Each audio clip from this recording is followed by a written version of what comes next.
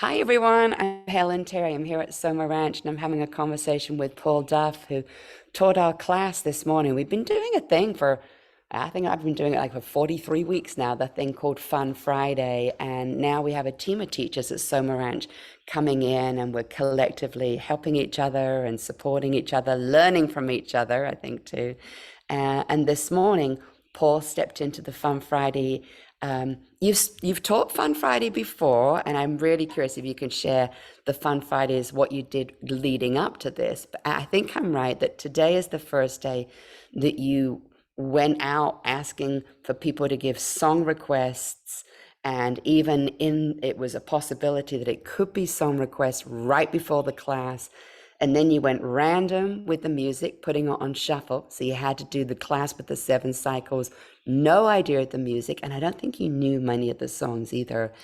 And you did it with the 52 moves on shuffle as well. Yeah. So how did this come about? And can you share a little bit about your process? And by the way, I think you did such a great job. I love being your student today. So thank you. So the evolution, I love your that like many of the community at Soma Ranch, they that love the Fridays. There is some certain joy to I asked for a song and here it is, and people are dancing to the song I chose, and so that is part of the fun on Friday. I hadn't had that ease when I first started, and so I think my first Fun Friday was I made it a fun class, but I knew the music and I knew the movements I was going to do. I think that was when I worked through all of the upper body moves. I included all of them, and it was fun. The last time I taught a Fun Friday was the first time I played with, and for Nia nerds, I got this idea from Merce Cunningham, who's a modern dance pioneer. He loved to play with chance. And so he might assign the moves a number and then roll dice and say, okay, you're going to do a releve and then a squat, or you're like, and that his dancers loved and hated that because we're used to progressing our movement in a certain way. Like you get ready to launch into a jump, and with him, it was like, you're in a squat and then you're in a jump, or you're in a squat and then you're flat on the floor. And as an audience member, it's breathtaking to watch some of Merce Cunningham's work. It's unexpected. And so I wanted to play with presenting the 52 moves in that fashion. And so I used the timer that a lot of us use, and I put all the moves in, and then I put it on random.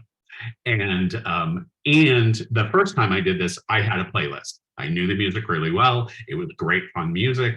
But so I introduced that element of movement chance. And then today was the first time I said, give me your songs. And not only so, and a lot of them I didn't know. And not only did they give me songs, and then I put that on shuffle. So the moves were on shuffle, the music was on shuffle, and I had a great time. It was a good time. So I believe I will continue to play with this class format because I like it. Yeah, yeah. I loved how you stayed so relaxed and playful all the way through with your voice, and also your cues allowed me to. There was a beautiful balance for me between form and freedom, and that was your playfulness and the playfulness of the songs, but also how you cued. You gave me invitations a lot today, more than instructions, and and and with that, I was able to look away from the screen to truly be in my body with the moves with you, like knowing the move we were on and receiving suggestions from you, but also receiving such an invitation to be in my body, to play, to be with the music. And for me, it was such a unique thing this morning. I only realized as my song was playing that I got so many firsts. So I got to be a student in this random experience class, and the joy of hearing my song come on. It's a And lot. It's really nice. it It's is really nice. my song, and oh, it came in at the perfect time. It felt so good. And then to see how you moved, and then you shared something about the music, and then clock step came in halfway through, and you shared how you never would have expected the clock step, but how beautifully it worked with the song. And then to be honest, but this is like, it's my song.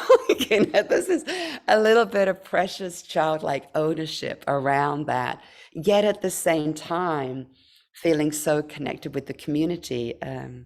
So yeah, beautifully done. And I do think Shuffle was extremely kind and sassy today. Like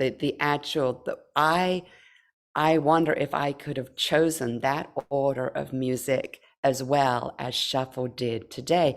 And this is something I love sometimes about Shuffle is letting go of the control and letting go of thinking I know best, letting go of using my mind to structure the architecture of the playlist. In that, how did it feel today for you from the warm-up song going through to stepping out?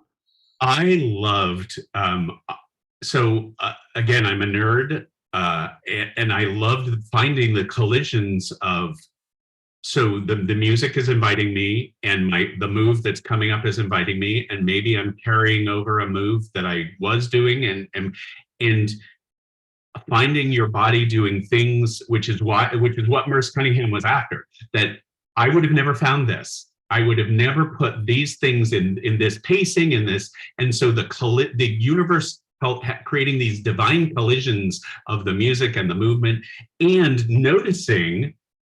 I intellectually know that one of the ways to get moving, to get your heart rate up, to get your lungs pumping, I know that one of the ways to do that is to recruit more muscle. So that could be getting deeper towards the floor. It could be pushing more.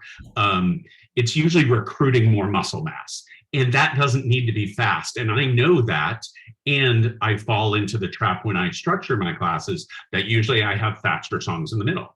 It's just, oh, I'm moving faster. Let's get moving. And this today, there were some really slow songs in the middle of Get Moving. So I was like, you know what? And I invited people to choose if they didn't want to push their heart rate or lung. But all right, let's push. Let's energize. Let's play with it. I played more with what we call the intensities and the levels and the planes today than I think I ever have. And again, that was an invitation from the universe. Notice what you know, notice how you can put it into play, notice how it feels in your body. So a lot of fun divine collisions today. Divine collisions. I love that. That's a really wonderful way of putting it. And I love how you shared how you really learn from the process. And I also loved witnessing how fellow teachers within our group really, I feel, learned from you, were encouraged by you, and were inspired as students, but also for them to then see how they could maybe start to play with this as well. And that's part of why I wanted us to have this conversation, in that what an inspiration. I love seeing how you are evolving as a teacher. I love the passion that you bring.